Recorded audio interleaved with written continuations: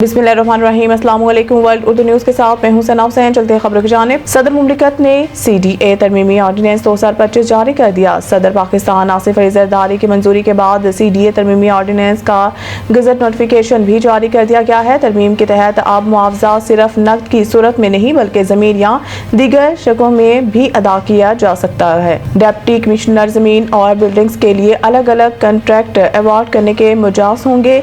तरमीम में मुतासरीन की बहाली और आबादकारी को कानूनी तहफ़्फ़ुज़ हासिल होगा। ताख़ीर से अदायगी पर 8% सालाना इजाफी मुआवजा अदा करना पड़ेगा। ऑर्डिनेंस में माज़ूर नाबालिग या कानूनी मजबूरी वाले अफराद के लिए खास इक़दामात भी शामिल किए गए हैं। अब जायदाद CDA से बगैर किसी रुकावट के मुंतकिल हो सकेगी।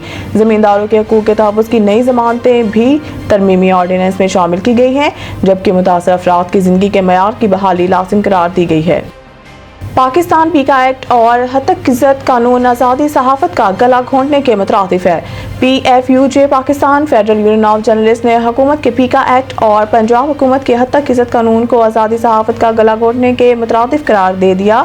PFUJ के कायम मुकाम सदर खालिद खोखर और सेक्रेटरी जनरल अरशद अंसारी ने मुश्तरका बयान में कहा है कि मुल्क में आज़ादी सहाफ़त तेज़ी से ख़त्म हो रही है। उन्होंने कहा है कि वफाकी हुकूमत का पीका एक्ट और पंजाब हुकूमत का हतक-इज़्ज़त कानून आज़ादी सहाफ़त का गला घोंटने के मुतरादिफ है।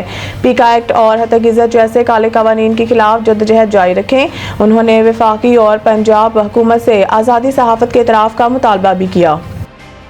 मोहम्मद औरंगज़ेब ने अपनी टीम के हमरा Standard and Poor's global rating agency के नुमाइंदों के साथ ऑनलाइन इजलास किया। रिपोर्ट के मुताबिक अगले चंद हफ्तों में मुस्बत नताइज की तवक्को के साथ पाकिस्तान ने Standard and Poor's global rating agency के नुमाइंदों के सामने अपने मौक़िफ़ मौसर अंदाज में पेश किया और IMF के जानिब से हेल्थ सर्टिफिकेट मिलने के बाद मुल्की रेटिंग्स को बेहतर बनाने का मुतालबा किया है।